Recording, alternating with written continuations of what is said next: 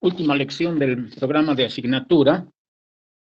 En la última clase habíamos visto en el documento de Chase Aquilano sobre distribución de las instalaciones. En la página 227 comenzamos a ver lo que son las líneas de ensamble. Por favor, diríjanse todos a la página 227. El título es Líneas de ensamble.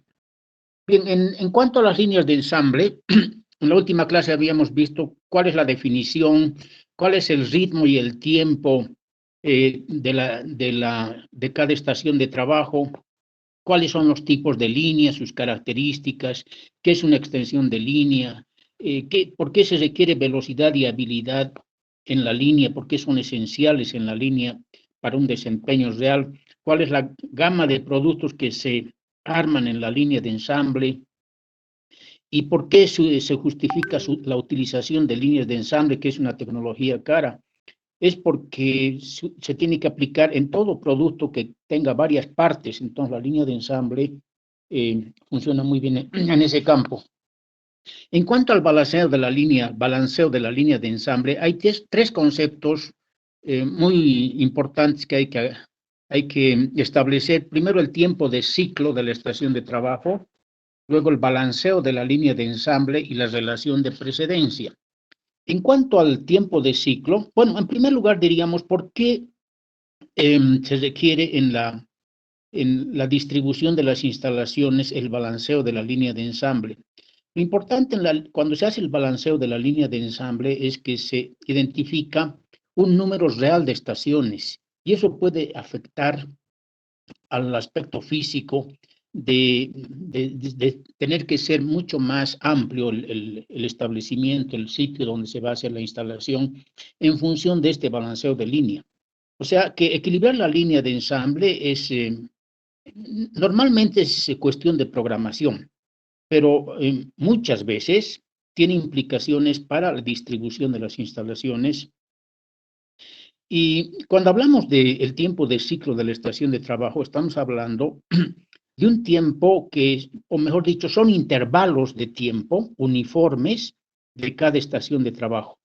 Uniformes quiere decir que son iguales, ¿no? Son tiempos iguales que se asigna a cada estación de trabajo a medida que la línea de ensamble avanza, que generalmente la más utilizada es una banda transportadora que va pasando por las diferentes estaciones de trabajo en la línea de ensamble, y en cada estación de trabajo tiene un tiempo determinado que es igual, uniforme para todas las estaciones de trabajo y que se llama tiempo de ciclo, ¿ya?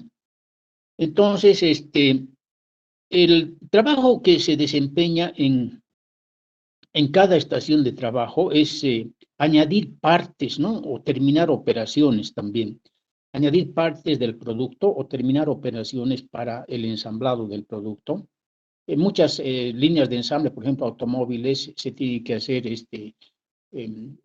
colocado de parabrisas, terminar el colocado de parabrisas, que son ya operaciones, ¿no? Operaciones, por ejemplo, poner las gomas adecuadas para que no entre el polvo ni la lluvia, o pintar son estaciones de trabajo donde no solamente se añaden partes y piezas, sino que se terminan operaciones. Y el trabajo desempeñado en cada estación de trabajo consiste en tareas que se asignan a la estación de trabajo, elementos de trabajo y también unidades de trabajo, que son indivisibles. No se pueden dividir las tareas porque cada tarea que se asigna a una estación de trabajo, no podemos decir, bueno, la vamos a subdividir para que la otra estación de trabajo haga la mitad de esa tarea. No, eso no se puede hacer porque constituiría si hacemos es un alto costo para la instalación y eso está contraindicado en cuanto a las líneas de ensamble.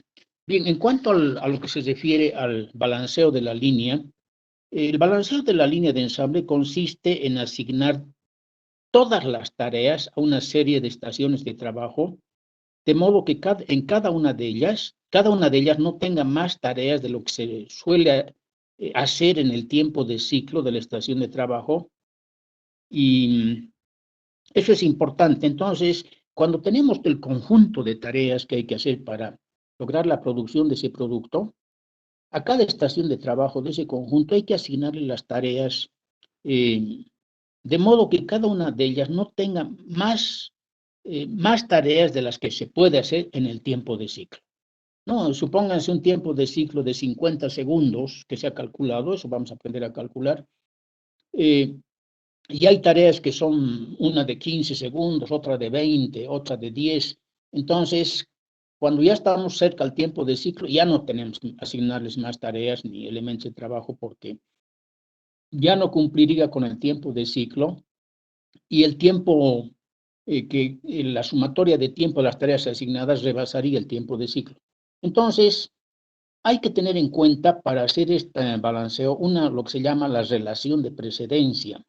La relación de precedencia es otro término clave, especifica el orden en que se deben realizar las tareas dentro del proceso de ensamble. Y eso es muy importante porque cuando tenemos ordenado en un diagrama las tareas que son, digamos, subsecuentes y concurrentes y las podemos organizar muy bien en un diagrama, entonces ya tenemos un buen elemento de juicio para poder hacer el balanceo de la línea. Ahora, entonces la relación de precedencia es muy importante especificar el orden en que se deben realizar las tareas dentro del proceso de ensamble. Ahora, los pasos para equilibrar una línea de ensamble son muy sencillos. Primero, como dijimos, hay que especificar la secuencia de las relaciones de las tareas, o las relaciones entre tareas, utilizando un diagrama de precedencia que se llama, que está compuesto por círculos y flechas. Los círculos, por si acaso, en la línea en este diagrama de precedencia, los círculos representan las tareas, ¿no? Las tareas individuales. Y las flechas simplemente indican el orden en que se desempeñarán, o sea, el orden de precedencia. Entonces, el segundo paso es determinar el tiempo de ciclo. Y el tiempo de ciclo es un cálculo sencillo, pero muy importante. Se tiene que tener en cuenta cuál es el tiempo de producción por día que se dispone, ¿no? Entonces, en un día se pueden disponer, digamos, 480 minutos, pero también tenemos que considerar que los operarios necesitan ciertas tolerancias, que puede ser un 15% del tiempo. Entonces, restar eso, bueno, eso, dentro de la empresa son políticas de la empresa de definir cuál es el tiempo de producción por día.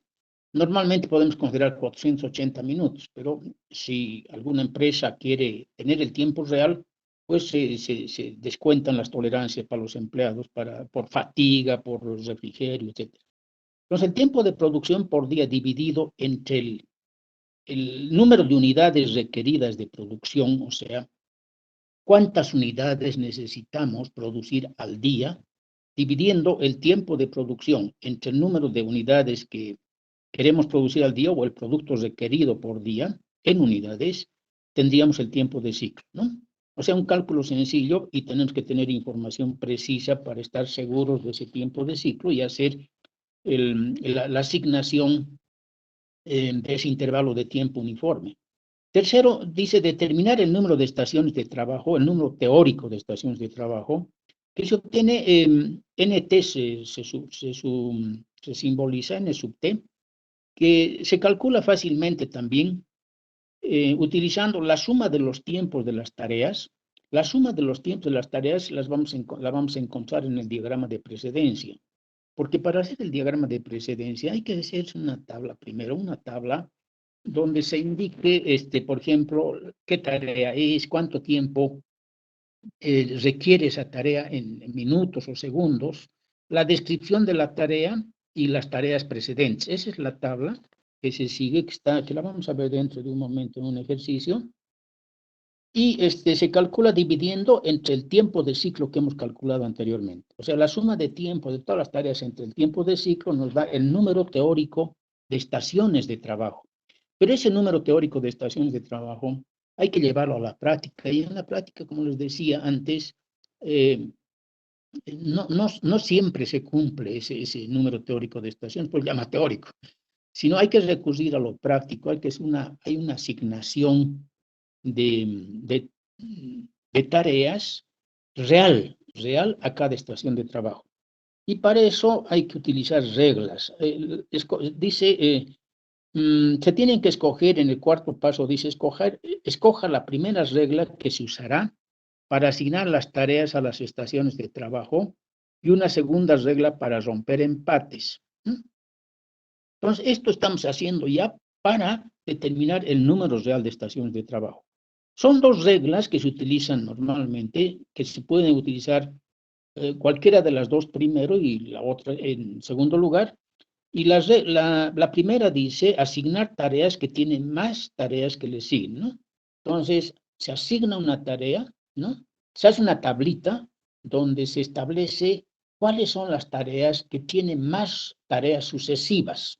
Esa es una primera regla. Y la segunda regla es asignar tareas, ¿no? A las estaciones de trabajo. Estamos hablando de asignar tareas que duren más tiempo. Y esto es para desempatar los empates que se producen con la primera regla. Ya van a ver claro eso. El quinto paso justamente habla sobre eso, ¿no? Asigne las tareas de una en una a la primera estación de trabajo hasta que la suma de los tiempos de las tareas sea igual al tiempo de ciclo de la estación de trabajo, o que no haya más tareas viables debido a restricciones de tiempo o secuencia.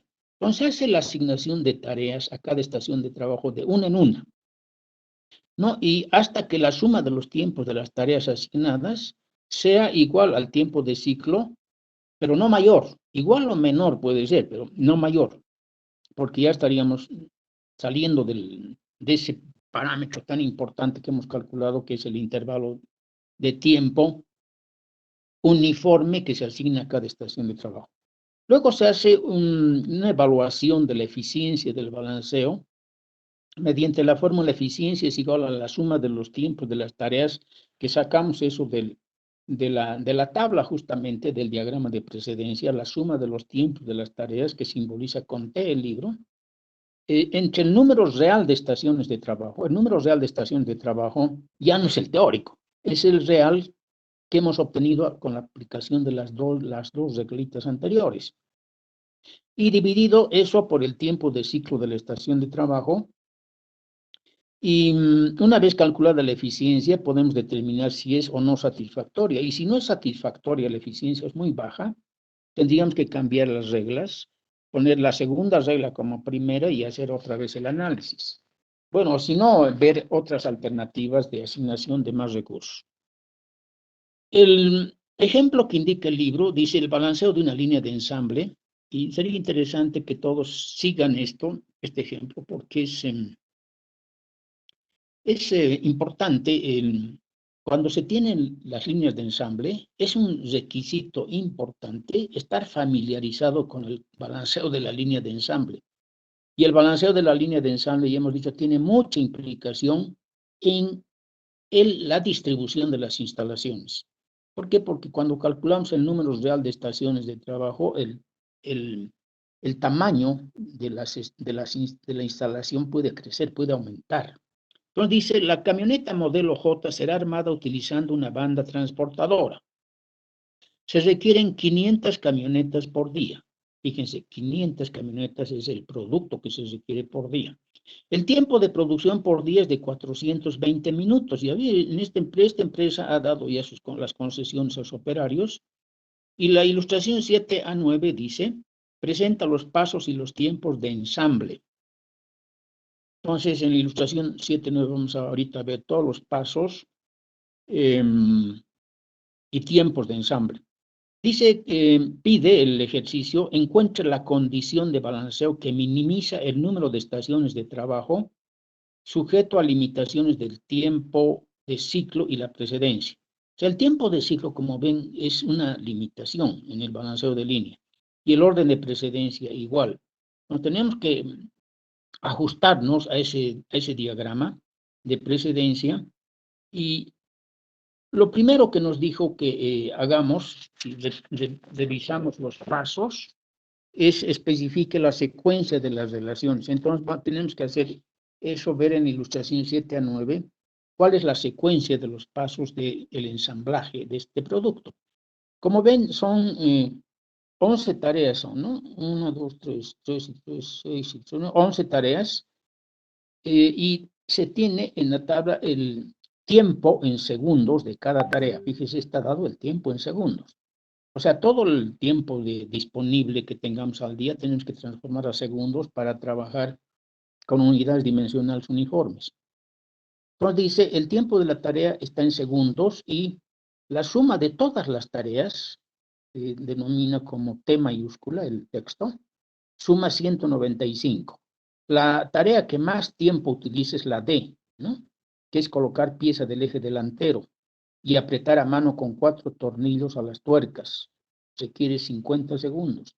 La que le sigue es la A, colocar el retén del eje trasero y atornillar a mano 4 tornillos a las tuercas. Entonces, como ven acá, las tareas están descritas ya en un determinado orden de precedencia. Y, por ejemplo, si vemos la última columna, está el orden de precedencia, ¿no? Por ejemplo, a la tarea A no le precede ninguna, a la B le precede la a la C le precede la B, a la E, por ejemplo, la D, a la J le preceden la F, la G, la H y la I. Entonces, con ese diagrama de precedencia, en función de toda la descripción de las tareas que nos dice ahí, colocar retén, introducir eje trasero, apretar tuercas, colocar pieza de eje delantero, apretar tornillos, colocar llanta trasera, 1, 2, delantera, 1, 2, colocar palanca de velocidades, apretar tuerca. Bueno, son todas las tareas y elementos de trabajo también que se requieren para el ensamblaje de esta camioneta modelo J. Que estamos hablando de una camioneta de juguete, ¿no? No es una camioneta verdadera, pues una real tiene, pues, por lo menos las modernas tienen entre 70.000 y 90.000 piezas. Imagínense esa cantidad enorme de piezas, entre tornillos, tuercas y todos los demás elementos, ¿no? Bien, entonces, si vemos la ilustración 7 a 10, hemos hecho ya la graficación de ese diagrama de precedencia, que no es complicado cuando ya se han establecido las tareas que deben preceder, o sea, las precedentes, ¿no? Entonces, por ejemplo, a la A no le precede ninguna tarea, a la B sí le precede la A, entonces ya hemos dibujado la A antes de la B. Después a la C le precede la B, entonces hemos dibujado la C. Y así sucesivamente, viendo el orden de precedencia, vamos a ir dibujando fácilmente. En una primera instancia podremos hacer un gráfico un poco, eh, poco estético, pero lo vamos a ir afinando y se llega a hacer este gráfico fácilmente. Es lo que ocurre cuando uno está haciendo, por ejemplo, un gráfico del Project Evaluation Review Technique, el PERT, esa técnica interesante. Hay que hacer un diagrama de red, algo parecido, pero pequeño, ¿no? Porque los procesos digamos, que se siguen de ensamblado no son pues de tantas operaciones como en un proyecto, que pueden tener cientos de operaciones. Bien, entonces, el segundo paso que nos dice determinar el tiempo de ciclo. Una vez que hemos establecido ya los pasos y tiempos para el ensamble de la camioneta, y hemos graficado ya ese diagrama de precedencia, calculamos el tiempo de ciclo, que nos dijeron que es igual al tiempo de producción por día que tenemos sobre la producción por día. ¿Cuánto tiempo de producción por día nos dice el enunciado del problema? 420 minutos. Pero esos minutos tenemos que expresarlos en segundos porque todas las tareas están dadas en segundos.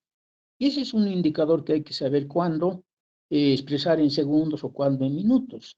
Generalmente es en segundos, pero acá, por ejemplo, en trabajos pequeños, pero en trabajos grandes puede ser en minutos. Y eso es fácil de darse cuenta. Entre 500 camionetas que se requieren producir por día, vamos a tener 25.200 segundos entre 500, nos da el tiempo de ciclo de 50.4 segundos por camioneta ensamblada. Es casi un minuto. No es complicado, no es mucho tiempo que se asigna a cada estación de trabajo. Se le da 50.4 segundos para todas las operaciones y las tareas que se han asignado. Y como está todo ya calculado en función de este balanceo de línea, no va a haber cuellos de botella ni atoramientos, salvo de que, como ocurre en la práctica, muchas veces no es tan digamos, tan relevante decir, bueno, el tiempo de ciclo es 54. Lo que tenemos que hacer en la práctica es ver la eficiencia de cada centro de trabajo o estación de trabajo, la eficiencia, porque muchas veces la eficiencia de cada estación de trabajo puede decir, bueno, nosotros somos eficientes y producimos tantas unidades y probablemente le estamos exigiendo con ese tiempo de ciclo un mayor número de unidades y entonces en la práctica hay que regular todo esto. Pero estamos avanzando en un proceso de cálculo secuencial hasta determinar el número real de estaciones de trabajo. Tercero dice determinar el número mínimo de estaciones de trabajo. Ese es un cálculo también sencillo. Tenemos el número total n sub t es igual al tiempo, a la suma de los tiempos de todas las tareas. Eso ya sabíamos que en el diagrama anterior era 195 segundos. Hemos aclarado eso. Todas las tareas que se tienen que hacer para ensamblar esa camioneta suman 195 segundos. Y el tiempo del ciclo lo hemos calculado en 54 y el número teórico de estaciones es 387, que se redondea a 4. Entonces son 4 estaciones de trabajo que vamos a tener en esa línea de ensamble. Ahora se hace la distribución, se eligen las reglas para las asignaciones y la primera regla ya hemos dicho clasificar las tareas por orden de prioridad. Pues vemos que a la A le siguen 6 tareas, a la B o la D 5 tareas, a la C o la OE la C o E le siguen 4, a la F, E, H, I. O sea, hemos ordenado las tareas en función del número de subsiguientes que tiene. Entonces, hasta la K, que no le sigue ninguna, pues, ¿no? Y la segunda regla indica que cuando hay empates derivados de la primera regla, se utiliza esta segunda regla, determinando aquellas actividades que están empatadas, se hace primero la que más tiempo dura. Entonces, esa es la segunda regla. ¿No? La primera es orden de prioridad por número de tareas sucesivas y la segunda es orden de prioridad por tareas que duren más tiempo. Entonces, luego se hace la asignación, vamos a leer rápidamente la asignación, porque me gustaría que veamos el proceso real, cómo se hace. Inclusive, bueno, siguiendo el orden del proceso, luego se hace la asignación, se calcula la eficiencia y se hace una evaluación de la eficiencia. Es decir, evaluación quiere decir que estamos viendo si la eficiencia que hemos calculado es adecuada, es pertinente para los fines de la empresa. Entonces, si la eficiencia es muy baja, por ejemplo, una eficiencia de un 70, pues no es muy baja. Tenemos que lograr eficiencias mayores a 90%, ¿no? Es lo que se espera. Por consiguiente, vamos a ver la página siguiente para ver cómo se hace esta asignación. Entonces, vamos a la ilustración 7A11 y dice balanceo basado en la regla del número mayor de tareas subsiguientes. Ya hemos hecho esa tablita de cuáles son las tareas que tienen mayores subsiguientes. Y cuando hay empates, vamos a escoger aquella que tiene el mayor tiempo. Entonces, a la estación 1, siempre esto hay que hacer viendo el diagrama, ¿no? Vemos el diagrama, en la estación 1 se tiene un tiempo de ciclo de 54, pero requiere esta estación, o esta tarea, mejor dicho, 45 segundos. Entonces, no hay otra tarea inmediata que tenga 5,4 segundos para poder anexarla a esta estación de trabajo. O sea que esta se queda y dice el tiempo restante asignado, o sea, el tiempo inactivo que queda al asignar una estación de trabajo. Esta tarea son 5,4 segundos.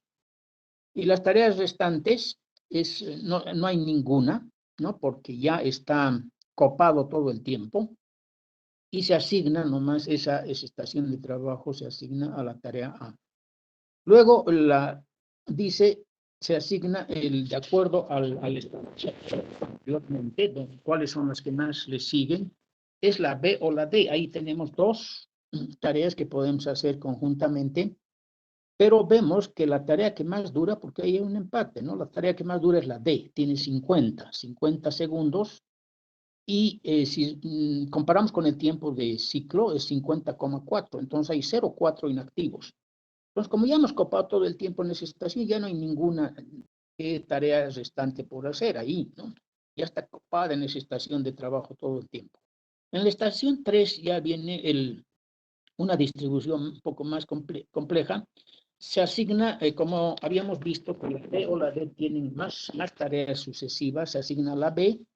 La B tiene 11 minutos, digo 11 segundos, y el tiempo restante es restando de 50,4, es 39,4. ¿Cuáles son las tareas restantes por hacer? Esto es fácil de ver en el diagrama, estamos viendo si hemos hecho la B, son la C y la E, porque esas no se han hecho siguiendo el orden de las relaciones de precedencia. Entonces, la C y la E no se han hecho. Y también esto podemos darnos cuenta en la tablita anterior, que habíamos visto que la C o la E son las siguientes. Pero eso se ve muy bien en el diagrama de precedencia. Entonces, la C y la E son tareas por hacer. Ahora, ¿cuáles son las tareas que tienen más tareas subsiguientes? La C o la E. Las dos empatan porque están en el mismo nivel. Si ven la tablita anterior, la C y la E tienen cinco o cuatro tareas que les siguen. Hay un empate, pero la tarea que más tiempo tiene es la E. Entonces la E tiene 15 y la C 9, entonces elige la que más tiempo tiene, la E. La E luego se hace la E y tiene 15 segundos. Quedarían menos 15 segundos, 39,4 que quedaba menos 15, quedan 24,4 y las tareas restantes por hacer ya se sabe, de acuerdo al diagrama de precedencia, que son la C, la H y la I.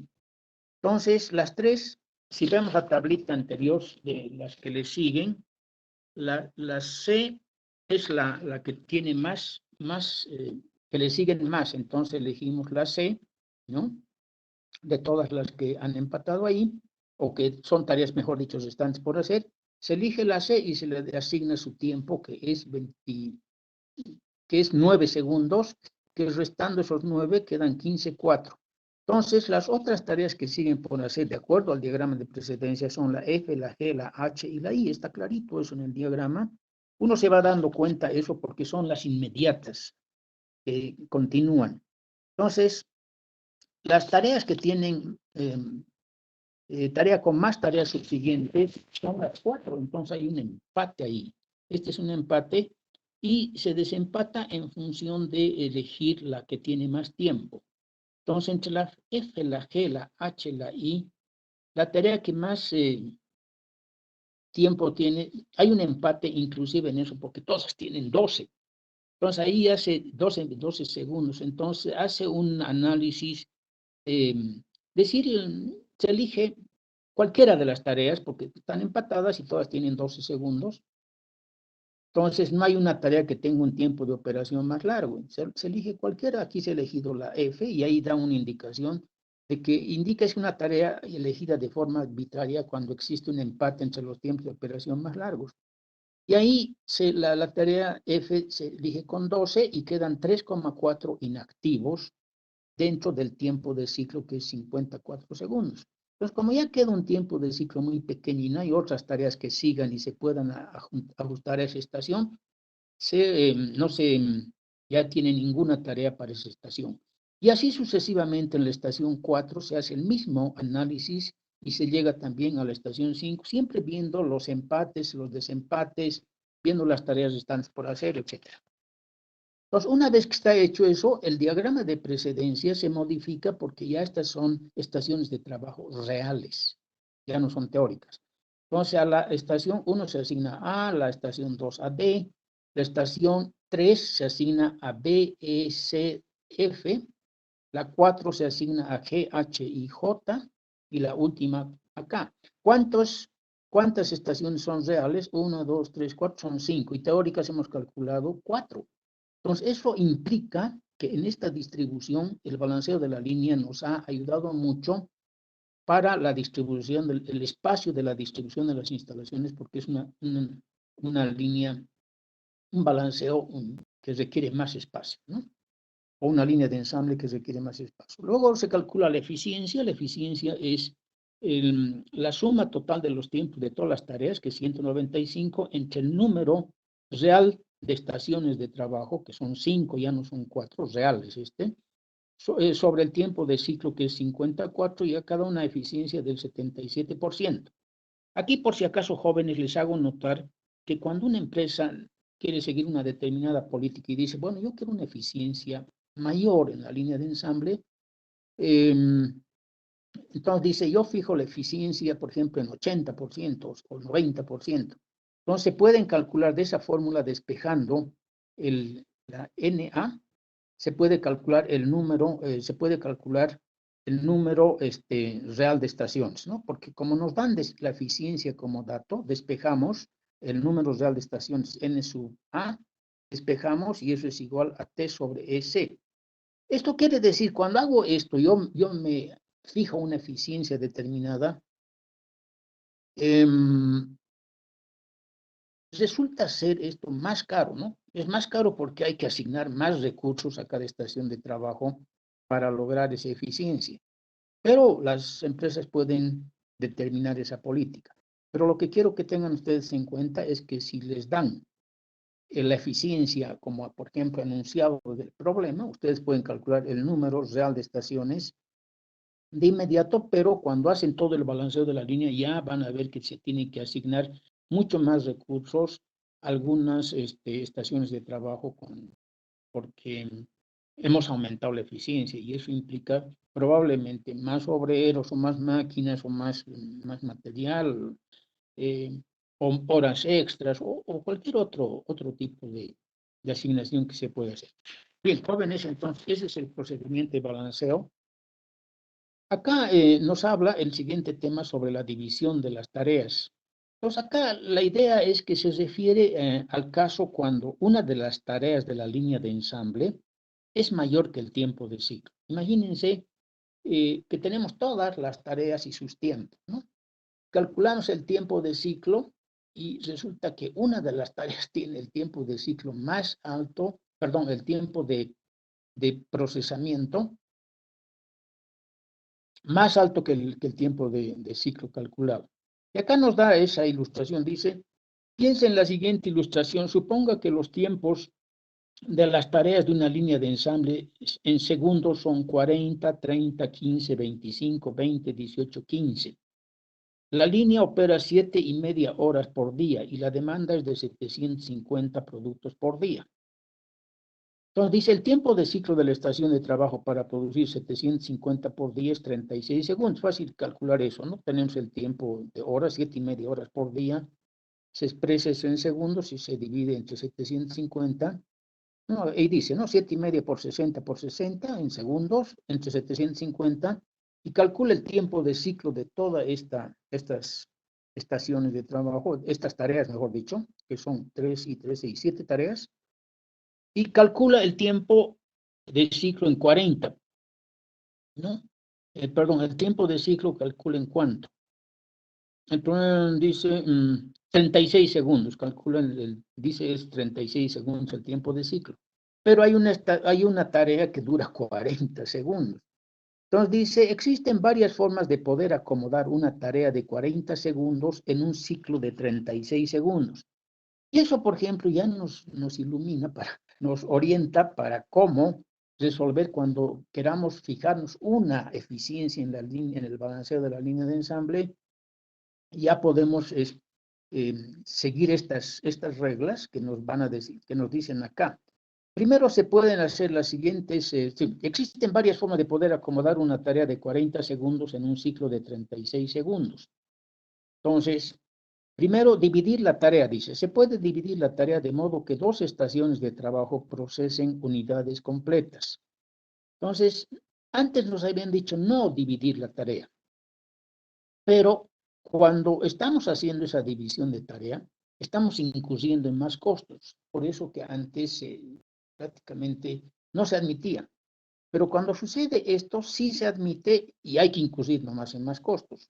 Segundo, compartir la tarea. Es posible compartir la tarea de modo que una estación de trabajo contigua desempeñe parte del trabajo. Entonces, compartir con otra estación contiguas. Utilizar estaciones de trabajo paralelas. Asignar las tareas a 2 estaciones de trabajo que operarían en paralelo.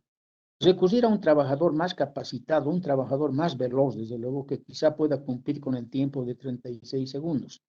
Trabajar horas extras, dice. La producción a un ritmo de una unidad de 40 segundos daría, trabajando horas extras, ya hace un cálculo ahí y dice, daría 675 por día o 75 menos de los 750.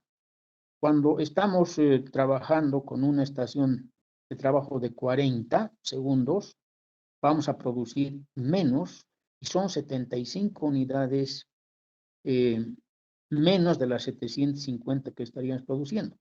Y el tiempo extra necesario para producir esas 75 adicionales suma 50 minutos que se expresa luego en segundos y tendríamos que el trabajo en horas extras nos ha redistribuido el tiempo y nos ha ayudado a resolver muy bien el problema. Luego dices rediseñar. Tal vez sea posible rediseñar el producto de modo que disminuyan ligeramente el tiempo de las tareas. Eso es bien posible. Ese es un rediseño de todo el producto, o sea, de modo que disminuya ligeramente el tiempo de las tareas. El rediseño del producto tendría que hacer, lógicamente, el área de ingeniería, de manera que podamos acomodar el producto a ese tiempo de ciclo que es menor de esa tarea exclusivamente, o sea, bajar el tiempo de esa tarea de 40 mediante un rediseño del producto. Después dice, hay otras posibilidades para reducir el tiempo de la tarea, son actualizar el equipamiento, o sea, mejorar la tecnología o comprar nuevos equipos. Es caro, resulta caro. Actualizar el equipamiento es desechar algunos equipos y comprar nuevos. Un ayudante itinerante que apoye la línea, un ayudante que esté en todas las estaciones circulando, ese ayudante itinerante en todas las estaciones de trabajo, cooperando, ¿no? Un cambio de materiales y trabajadores con múltiples habilidades también se puede hacer, que operen en la línea de forma de equipo y no como trabajadores independientes. Es muy importante, los equipos en las operaciones han resuelto muchos problemas, inclusive de calidad. Bueno, jóvenes, entonces, el siguiente tema es la distribución flexible de la línea y en forma de U. Y acá lo que nos indica es que nos da una explicación en la ilustración 7 a 12. Nos dice distribución de las líneas, ¿no?, flexibles. Primero nos da una línea recta, ¿no? Dice es incorrecta, porque los operadores, vean el diagrama, por favor. Magalí, está proyectando los diagramas, ¿no?, en pantalla. Sí, Por favor, ¿quién está encargada de eso? ¿Magalí, Jocelyn o Raquel? Raquel está proyectando, licenciado. ¿Quién? Raquel está ¿Raquel? proyectando. Ya. Sí. Ok, Raquel, proyecte la ilustración 7 a 12, distribución de las líneas flexibles en la pantalla, por favor. Entonces, Sí, ahí licenciado, ya está. ok, muy bien, muchas gracias. Dice flujo de materiales, una línea recta, ¿no? Y dice incorrecta, los operadores están encerrados. No existe posibilidad de que intercambien elementos de trabajo entre ellos. Es una distribución de líneas de subensamble común en las plantas estadounidenses. Pero, ¿cómo es mejor? ¿Cómo se puede mejorar esa línea? Fíjense, los empleados están en la banda transportadora frente a frente. Entonces dice, es mejor, los operarios pueden intercambiar elementos de trabajo, se pueden añadir o restar operarios, los capacitados prácticamente se pueden equilibrar para distintos ritmos de producción. O sea, cuando hay esa interacción entre los empleados, entre ellos mismos se pueden cooperar y hay un intercambio de elementos de trabajo muy dinámico en ese tipo de línea. Después da una distribución donde los operarios están de espaldas, ¿no? Y los materiales están a sus espaldas y la línea está de ensamble, está delante de ellos en su puesto de trabajo. Dice, los operarios están limitados a ubicarse de espaldas. No existe posibilidad de incrementar la producción con un tercer operario. Claro, porque están como encerrados en cubículos. Y mejor es, dice, un operario puede ayudar al otro. Esta línea, fíjense, una semicircular, una línea de ensamble semicircular, donde dice que un operario puede ayudar al otro, se podría incrementar la producción con un tercer operario, y entre ellos se interactúan entre los operarios y se puede incrementar la adición de un operario más, lo que no se podría hacer en la anterior. Y acá viene una de las soluciones más importantes de la línea de ensamble. Dice incorrecta, la línea es recta, difícil de equilibrar. Una recta donde, fíjense, hay 5 empleados y hay, cada empleado tiene, por ejemplo, el primero tiene 2 tareas, el tercero tiene 3 tareas, el último tiene una sola tarea y no se pueden colaborar entre ellos. ¿Qué es lo mejor acá?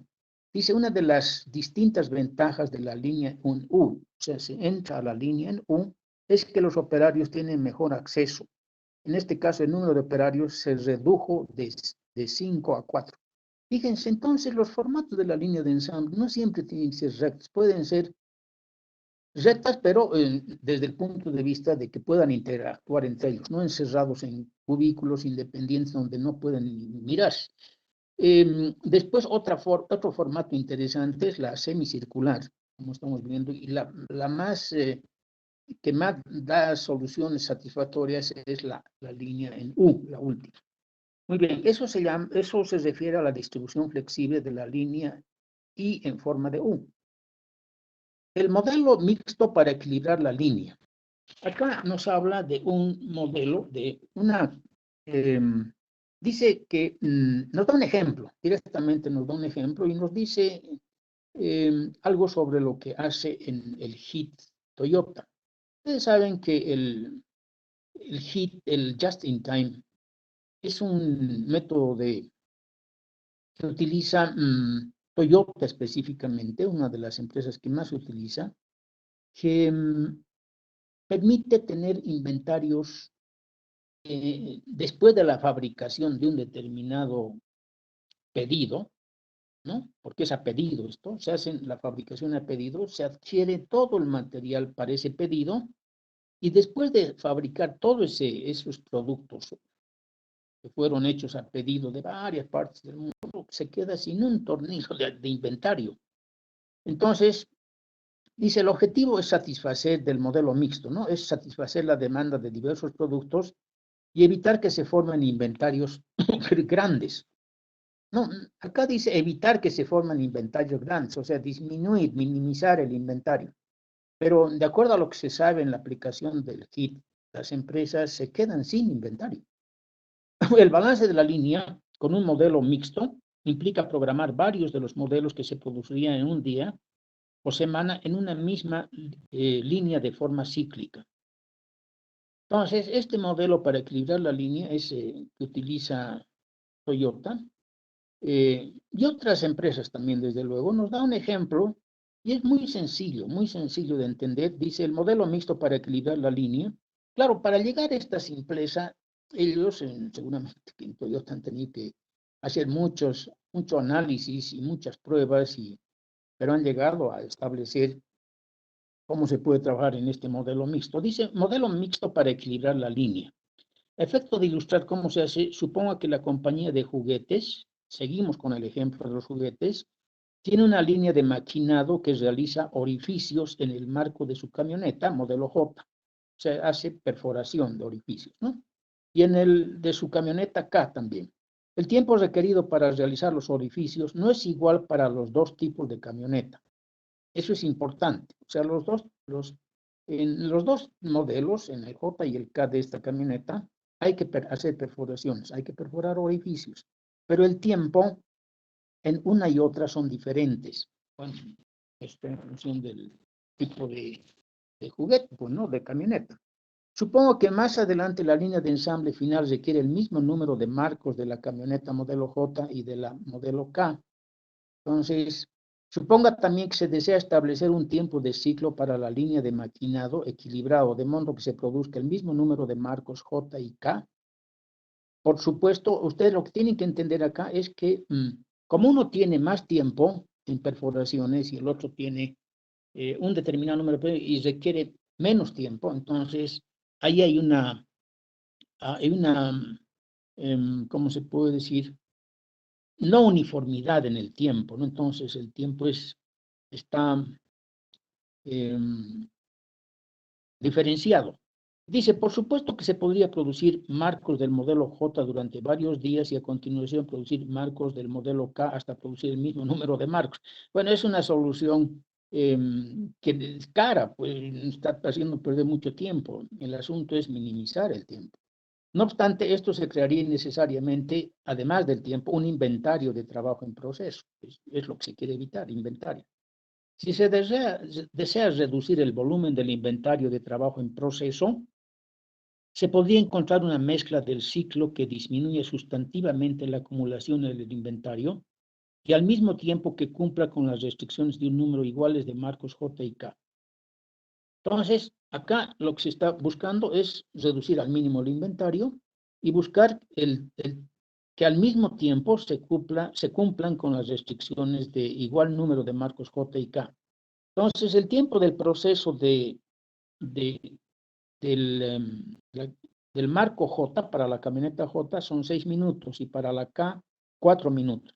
Entonces, y el tiempo que se dispone son 480 minutos, o sea, 8 por 60 minutos, que sería el número de minutos que se tiene al día para este proceso. Y acá la solución la da con esta ecuación. Dice 6J, o sea, 6 camionetas J más 4K tienen disponibles un tiempo de 480 minutos. Entonces, dado que se debe producir número igual de J o de K, J es igual a K, porque es lo que estamos buscando, eliminar inventarios. Y se producirían 48, haciendo ese número, serían 480 entre 10, se producirían 48 de J y 48 de K por día, que es lo que se busca. O sea, 6 de J o 6 de K por hora. Hasta ahí, facilísimo, porque como J es igual a K, se suma 6 más 4 y se divide 480 entre 10 y tiene 48 de J y 48 de K. A continuación se presenta un balanceo de los marcos J y K. ¿Cuál es la secuencia que se pueden hacer estos trabajos?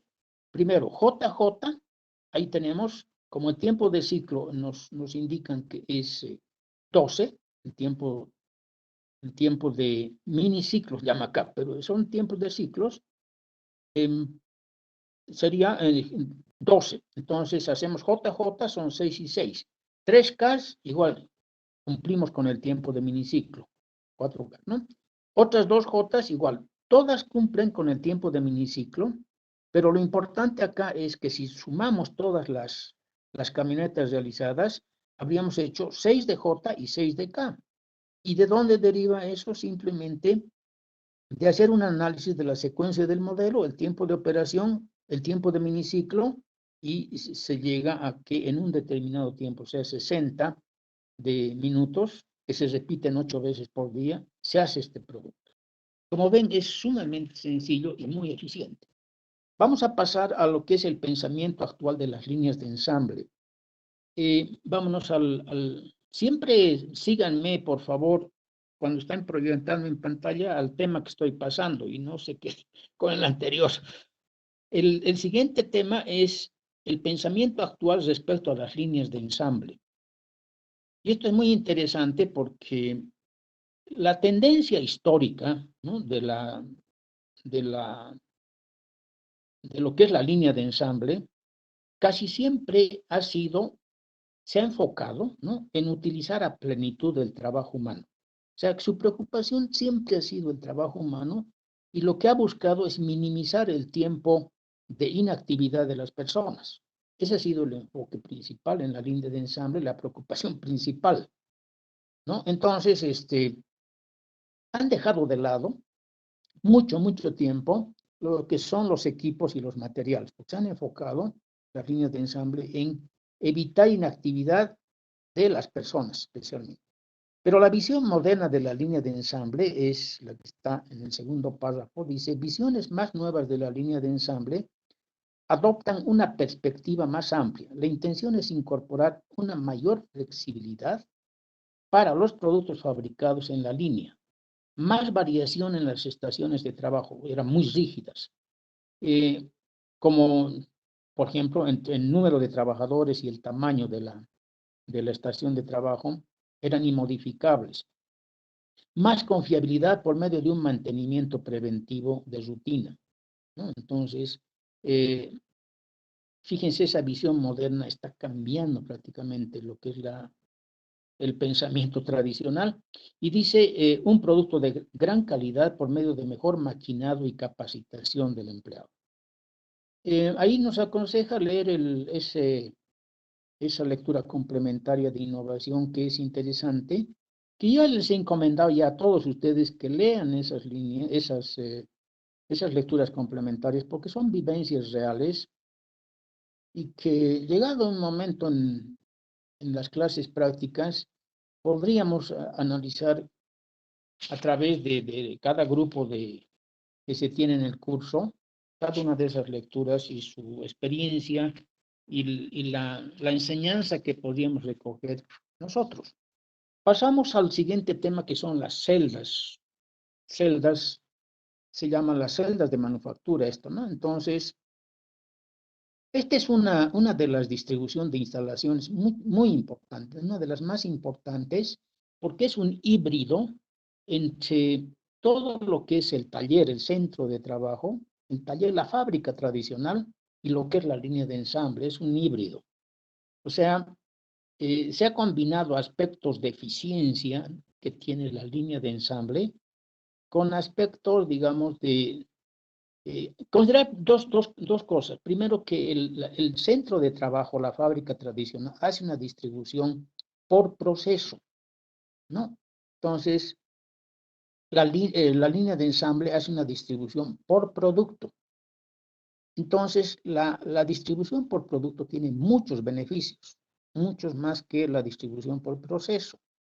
Entonces, todos esos beneficios de la distribución por proceso, sea de la línea de ensamble, las recoge este híbrido que es la celda de manufactura y todo lo que, digamos, complica y retarda el proceso la producción en una distribución por proceso, se racionaliza en la celda de manufactura, de modo que al final se logra una solución muy eficiente. Vamos a leer un poco, dice, la distribución de las celdas asigna máquinas diferentes a las celdas para que trabajen en productos que tienen requerimientos de procesamiento y formas similares. Bueno, en realidad la celda tiene por objetivo general, su objetivo general es derivar los beneficios de la distribución por producto en una producción de tipo de taller de trabajo. Fíjense, el objetivo es derivar los beneficios de la distribución por producto, o sea, de la distribución de la línea de ensamble, en una producción de tipo taller de trabajo, en una producción de distribución por proceso o en la fábrica tradicional. Algunos de estos beneficios, dicen las celdas, son mejores relaciones humanas, ¿no?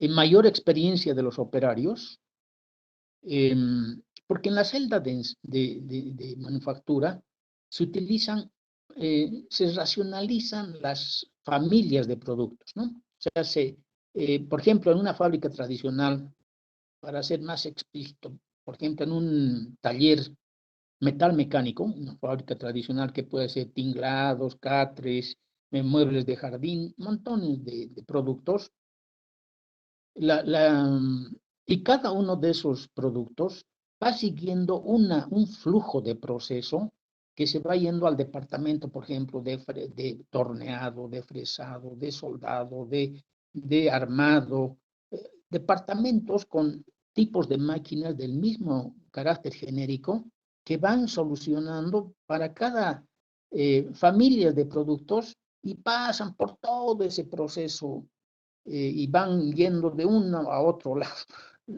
inclusive con variaciones y retrocesos en el proceso. Entonces, eso, la celda de manufactura es racionalizado. Y esas familias de productos las han ubicado en una celda. Entonces, familias que, por ejemplo, tenían probablemente mucho mercado, las racionalizaban con una celda. Pero para que comprendan mejor esto, vamos a seguir. Hay una creación de la celda, muy interesante en el texto. Entonces, entre otros aspectos beneficiosos de las celdas de manufactura son menos inventario de trabajo en proceso y manejo de materiales y una preparación más rápida para la producción.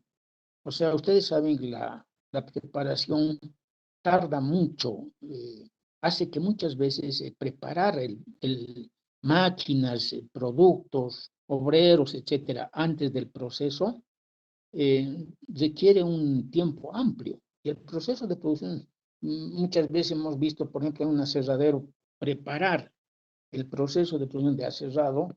El aserrado dura 5 minutos y la preparación 90 minutos. Entonces, estamos en que el 90% del tiempo, ¿no?, es preparación y el 5% es proceso.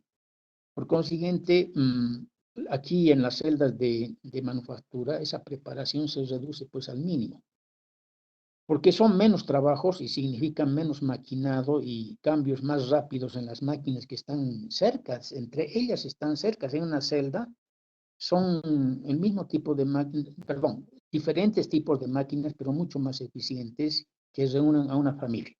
Ahora, ¿qué se hace para crear una celda de manufactura? El cambio de una distribución por proceso a una celda entraña 3 pasos, dice. Agrupar las piezas en familias que siguen una secuencia común de pasos. Importante. Acá se aplica lo que se llama la tecnología de grupo, que ¿no? Este paso requiere de desarrollar y mantener una clasificación computarizada de las piezas y un sistema de codificación. Eso se llama tecnología de grupo. Clasificación computarizada de las piezas y un sistema de codificación. El segundo paso es identificar los patrones dominantes del flujo de las familias de piezas. Y el tercero es agrupar las máquinas y los procesos físicamente dentro de la celda. Estos 3 pasos los vamos a identificar claramente cuando veamos la ilustración 7A13. Por favor, proyectar la ilustración 7A13, Magalí. No, Raquel está proyectando. Creación de celdas de manufactura. Una distribución original de un centro de trabajo, ¿no? O sea, un taller, un centro de trabajo, una fábrica tradicional, por ejemplo, dice acá, entran las materias primas, fíjense la flecha roja, y están distribuidas las máquinas en la instalación. Están los tornos, las fresadoras, los taladros, el tratamiento de calor, los molinos y el corte de palancas. Entonces, el primer producto que entra, la flecha roja, entra al torno, pasa a la fresadora, entra al taladro, luego al tratamiento de color y luego al corte de palancas y por último al ensamblaje. O sea, sigue un circuito dentro de la distribución. Esto se llama distribución por proceso en la fábrica tradicional.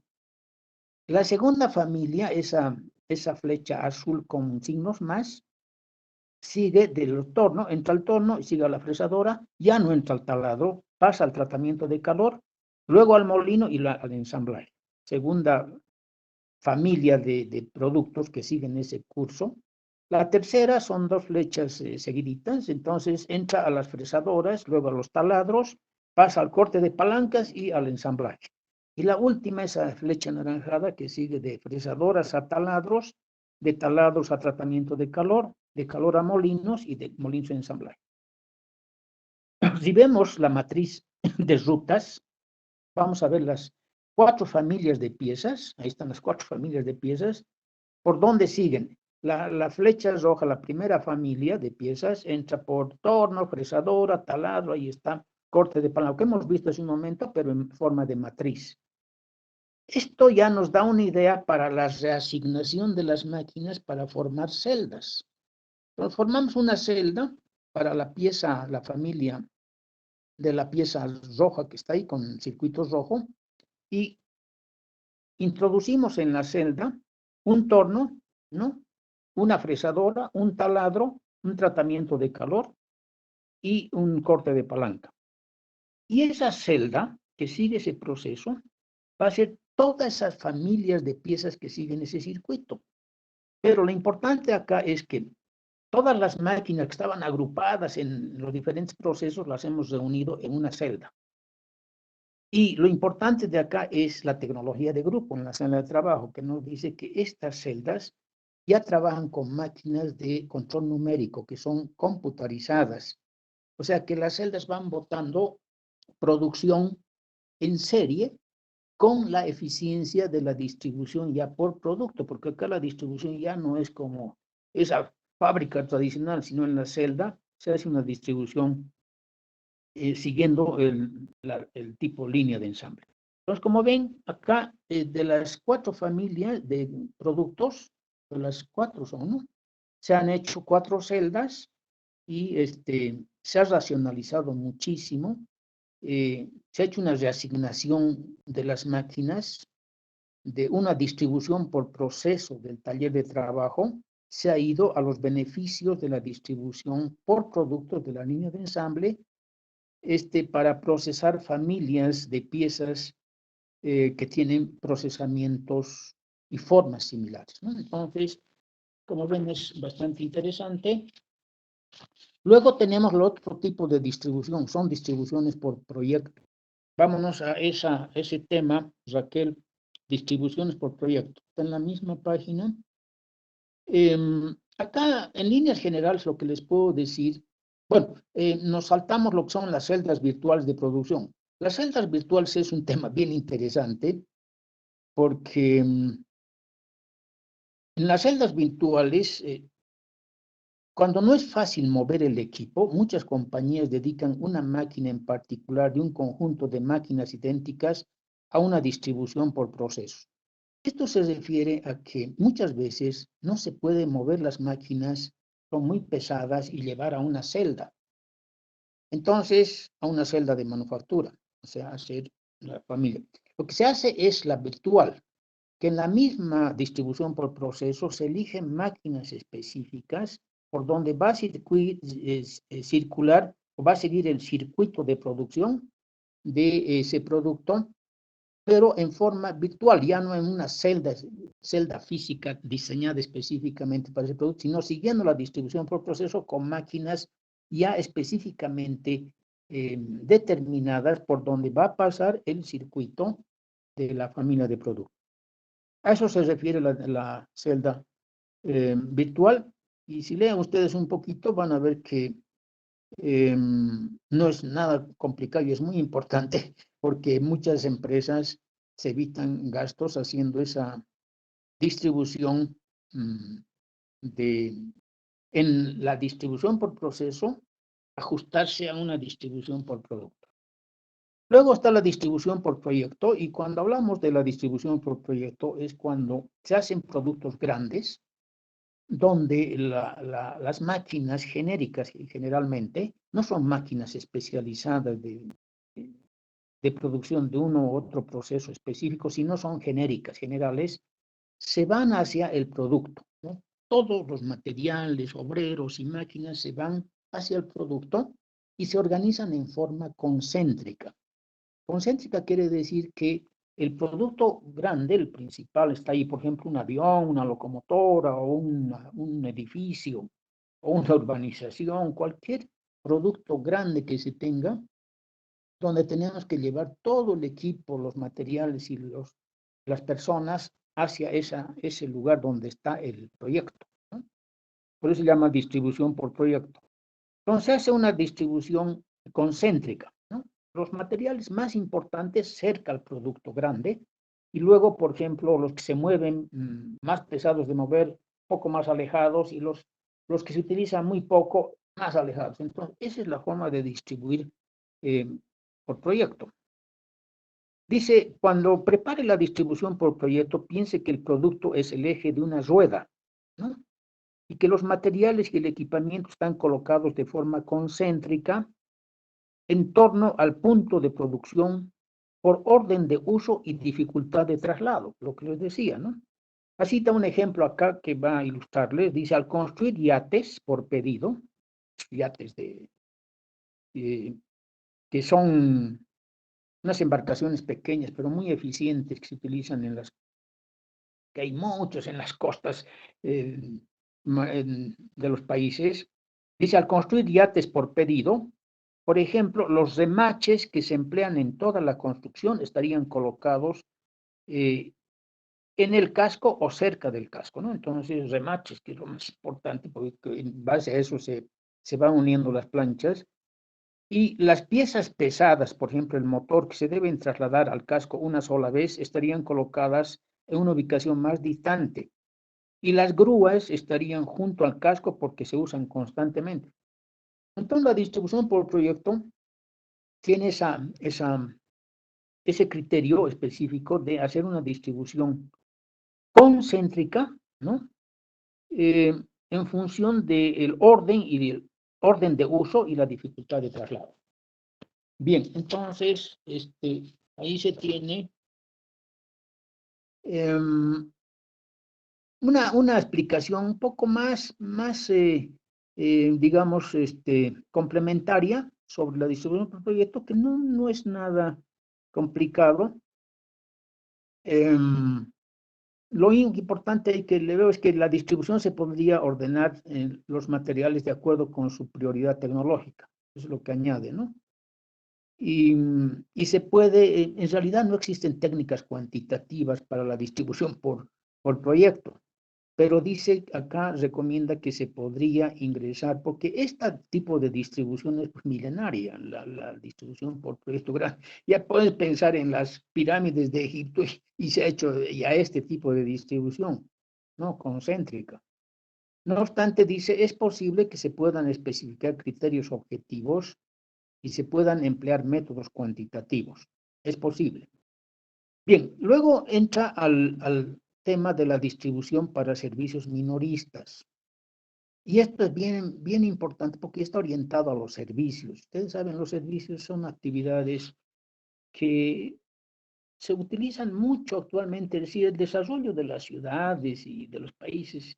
El servicio va siguiendo ese desarrollo de crecimiento. Los servicios se acercan donde está creciendo la población y la ciudad, desde luego. Dice, el objetivo de la distribución para servicios minoristas, como las que hay en tiendas, bancos, restaurantes, etcétera, es maximizar. Ojo, acá hay que poner el criterio más esencial, es maximizar la utilidad neta por metro cuadrado de espacio de piso. ¿Sí? En un supermercado, en una tienda de esos malls grandes, que se tienen lo criterio esencial que se sigue para la distribución de estos servicios es maximizar la utilidad neta, o sea, la utilidad económica, ¿no? Neta por metro cuadrado de espacio de piso. Y ahí nos da un ejemplo claro de lo que se podría hacer. Nos habla dice, una compañía que ha sabido aprovechar cada centímetro de la distribución de su espacio para alcanzar este objetivo, o sea, maximizar la utilidad por metro cuadrado de espacio de piso, es Apple Computer, ¿no? Entonces, y ahí nos da la ilustración 7A14, donde nos vamos a dirigir a esa ilustración. Por favor, proyectenla, Raquel. Mejor si la proyectan las tres, para que haya más oferta. Dice, distribución de una tienda minorista de Apple. Ya, ahí fíjense, hay una entrada, la entrada de la tienda, ¿no? Que es a la vez salida, pero ahí en esa entrada y salida está ¿cómo se puede llamar eso? Un stand, ¿no? Un stand donde se hace el cobro y la envoltura del producto adquirido, ¿no? Por el cliente. Entonces el cliente entra a la tienda y se va por el lado derecho y normalmente da el circuito y sale por el lado opuesto, ¿no? En el lado que entra están ahí los iPods, que son característicos de Apple, el iPod, que están los mostradores, ¿no? Y al fondo están los exhibidores, ¿no? Son mostradores y exhibidores del producto. Y al centro están los accesorios, ¿no?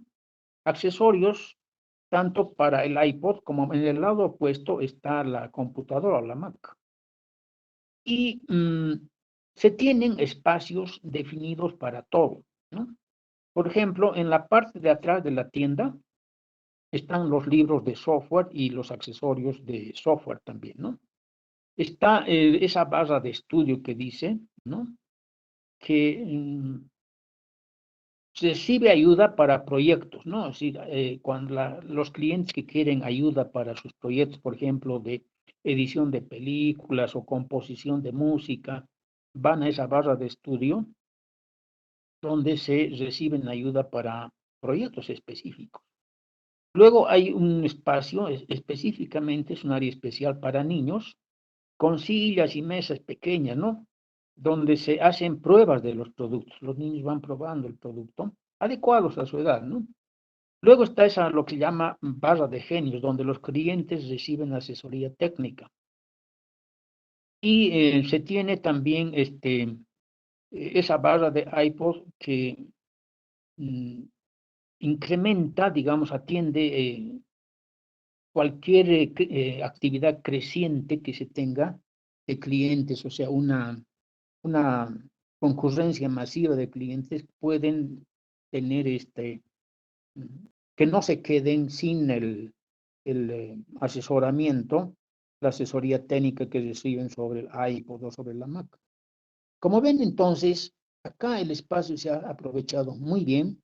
Junto a los muros están los exhibidores, están las barras, junto a los muros también están el hardware y todo lo central. Y lo importante acá es, fíjense, que los pasillos son amplios, de manera que las personas puedan mm, este, desplazarse por la tienda sin atoramientos, sin pasillos estrechos, y no son amplios. Los pasillos están adecuados para un mayor flujo de personas y una buena distribución. Entonces, como ejemplo nos da eso, pero nos hace hincapié en el criterio fundamental para la distribución para servicios minoristas es maximizar la utilidad neta por metro cuadrado de espacio del piso, ¿no?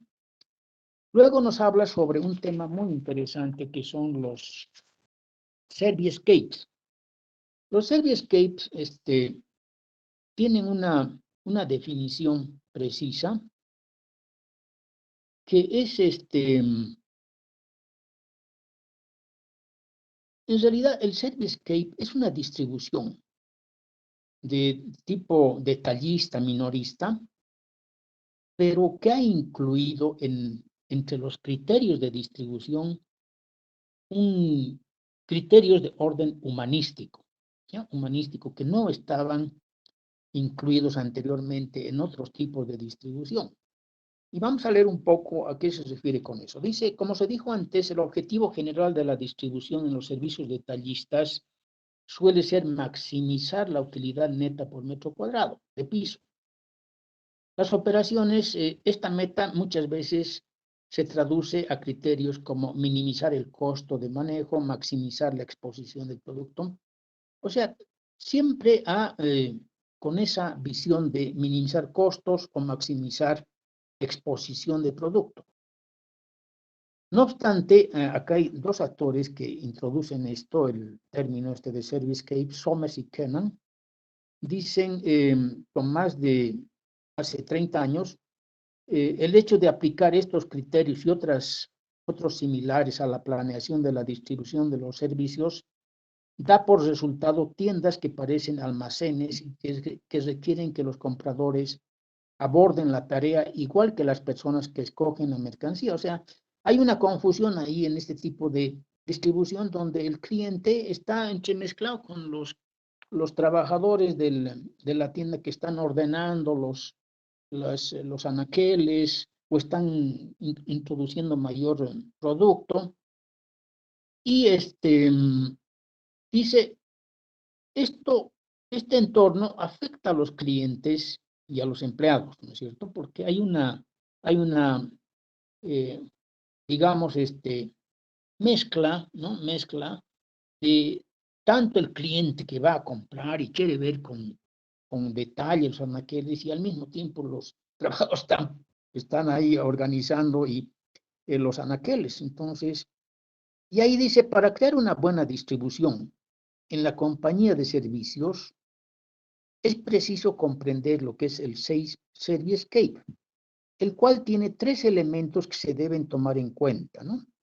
Primero está lo que se llama la condición del ambiente, luego la distribución y funcionalidad del espacio, la distribución es el segundo, 3 es la funcionalidad y 4 el espacio y los letreros, ¿no? Los letreros principalmente ayudan muchísimo. Entonces, el texto analiza cada uno de estos aspectos. Por ejemplo, dice el término de condición del ambiente, ya desde el enfoque del Servicescape, ¿no?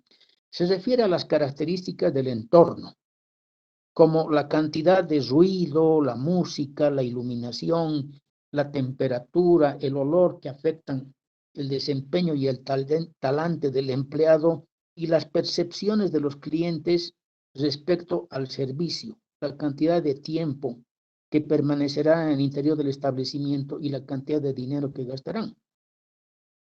Entonces, como ven acá, esta ya es un elemento de tipo humanístico, ¿no? Que se está viendo, que hay que pensar que la condición del ambiente tiene que tener adecuadas condiciones, ¿no? Ruido, de iluminación, de música, de temperatura, de olor, que afecta al desempeño y el talante y hace que el cliente, ¿no? Su tiempo de permanencia sea menor y la cantidad de dinero que gaste igual. Entonces, como ven esa confusión dentro del ambiente, el cliente se va y eso hay que ordenar, organizar. O sea, el término condición del ambiente es muy importante. El segundo trata en esa parte los 2 temas, ¿no? De funcionalidad y distribución del espacio. Y dice, son especialmente importantes la planeación de las rutas de circulación de los clientes y la forma de agrupar la mercancía. Es muy importante eso en estas tiendas detallistas, las rutas, los pasillos y la forma de agrupar la mercancía de manera que se la pueda relacionar la mercancía, ¿no? Dice, la meta de la circulación es brindar a los clientes un camino que exponga la mayor cantidad de mercancía y al mismo tiempo la ruta se coloque en los servicios que se necesitarán y en la secuencia que se necesitarán, los servicios que se necesitarán y en la secuencia que se necesitarán. Entonces, acá lo interesante de esto es que cuando estamos siguiendo este tipo de funcionalidad de distribución del espacio,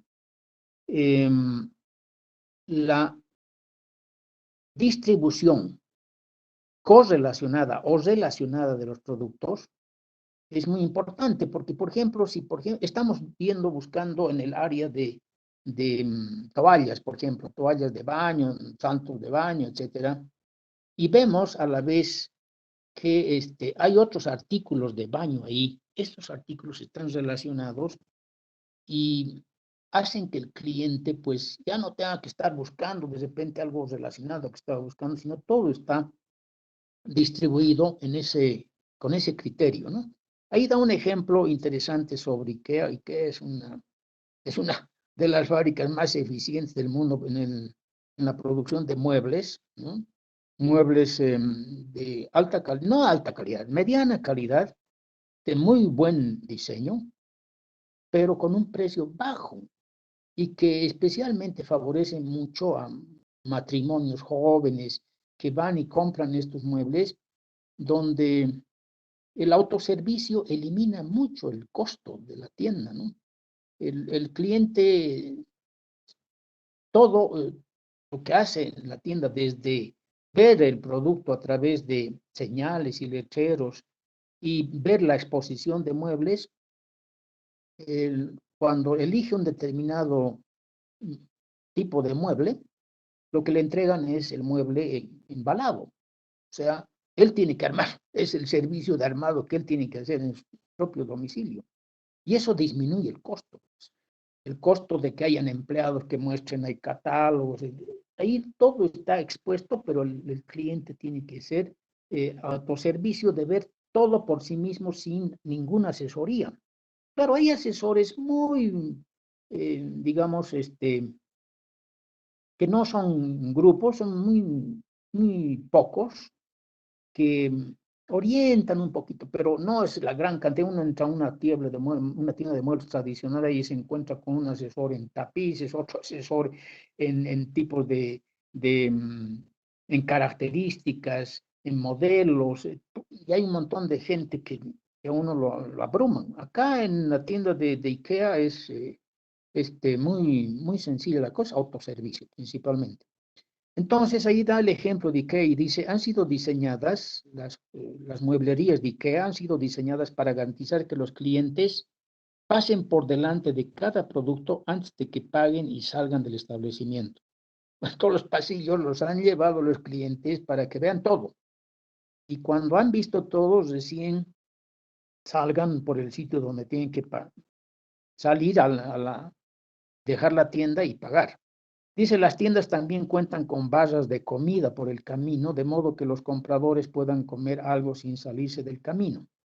Las características de los pasillos tienen particulares importancia. Además de determinar el número de pasillos que habrá, se deben tomar la decisión de su anchura, el ancho del pasillo, porque está en función directa del tránsito esperado o deseado. El ancho de los pasillos también afecta la dirección de flujo que transita por el servicio. O sea, son características muy interesantes.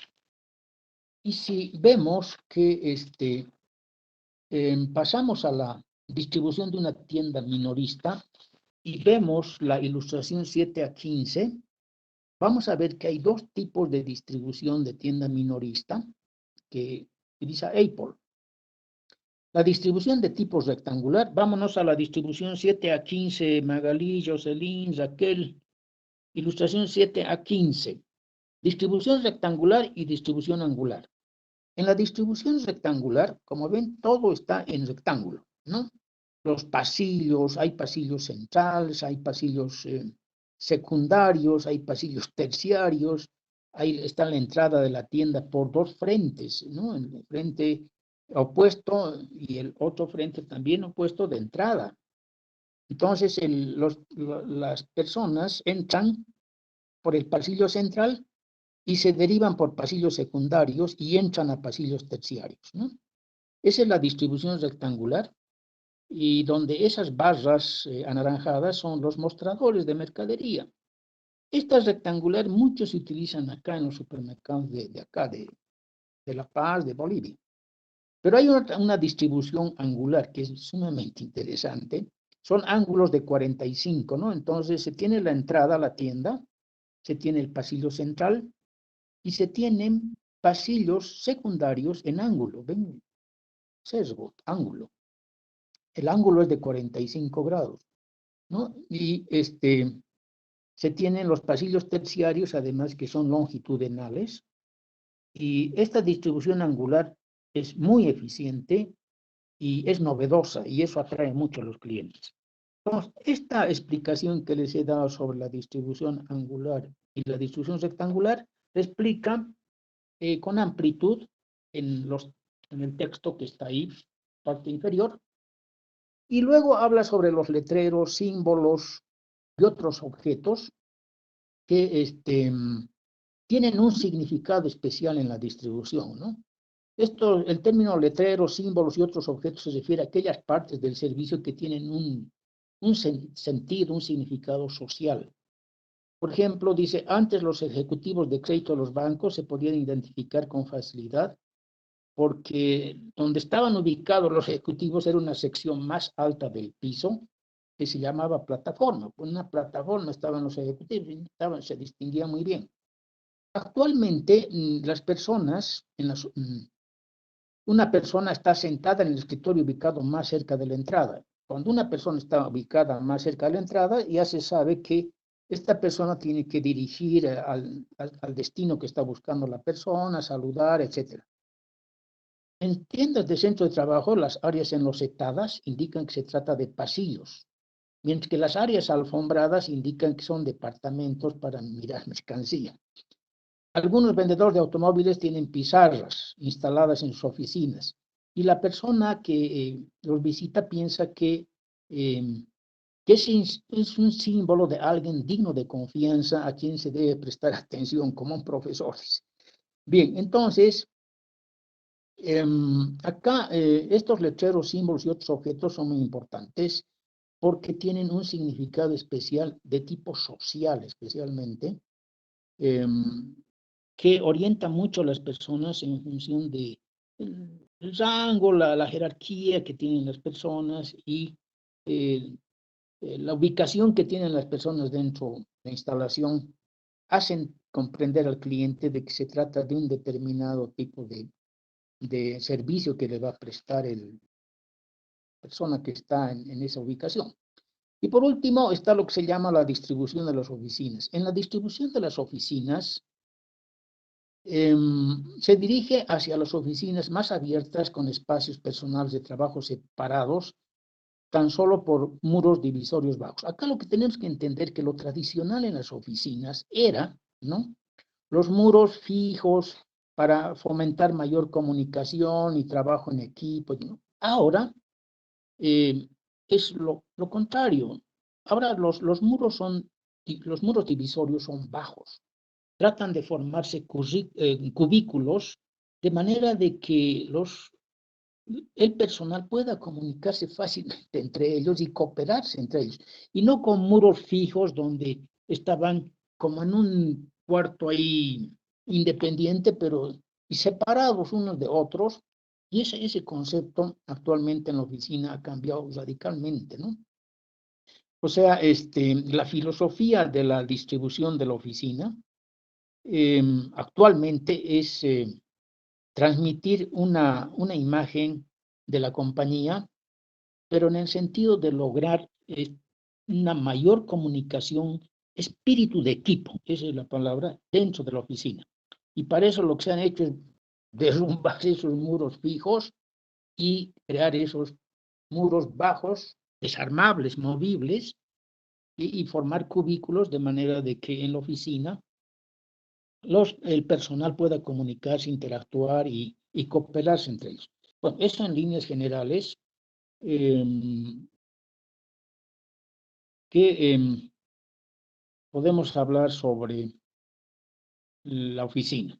Lo que me interesa mucho es el Service-Escape, que es un término muy importante que ya hemos dicho que es un término que se refiere a la inclusión de aspectos más humanísticos en el servicio, tanto en el contexto físico, con relación al contexto físico, y también a la influencia del entorno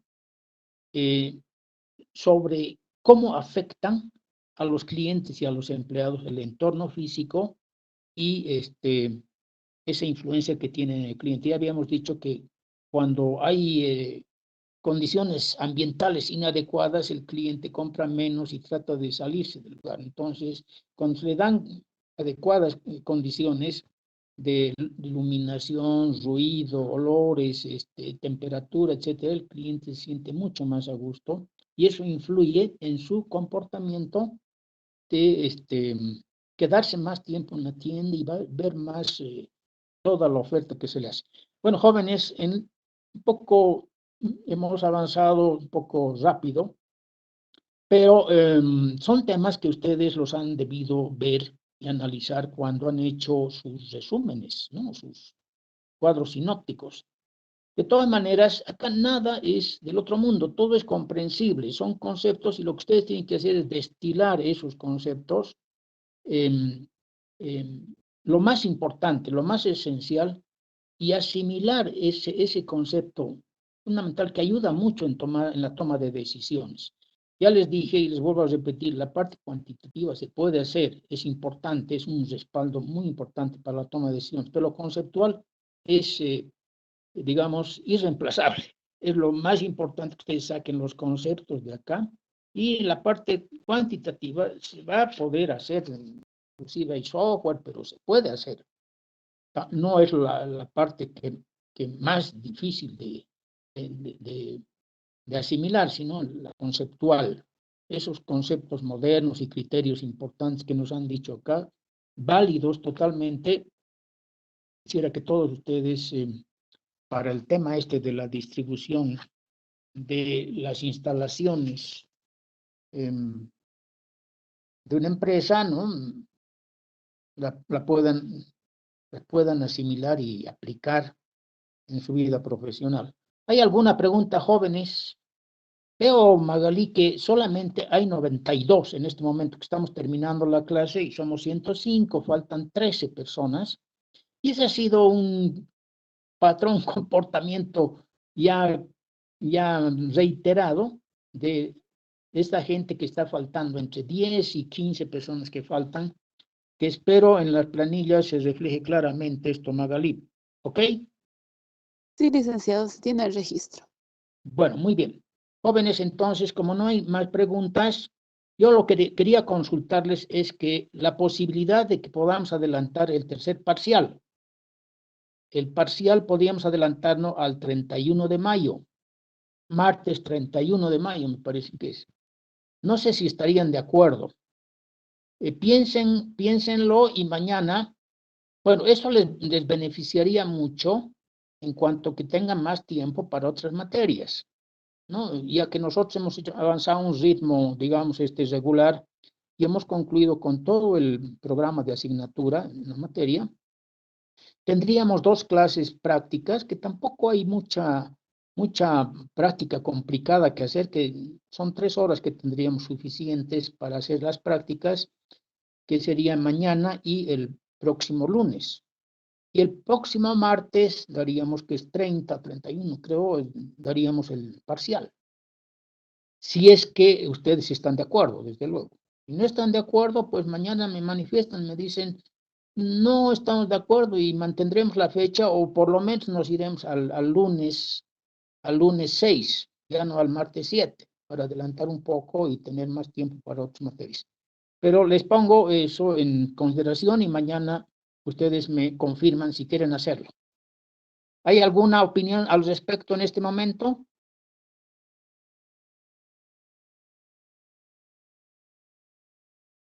No hay nada. Entonces, mañana piensen, coordinen entre ustedes, en grupos, etcétera, y mañana podemos tratar ese asunto. Pero si no están de acuerdo, podemos ver la alternativa del lunes 6, pero sería interesante que piensen en el 31. Bueno, jóvenes, hasta mañana. Me despido de todos. Hasta mañana, licenciado. Muchas gracias. Hasta Hasta mañana. mañana, licenciado. Muchas gracias. Hasta mañana, jóvenes.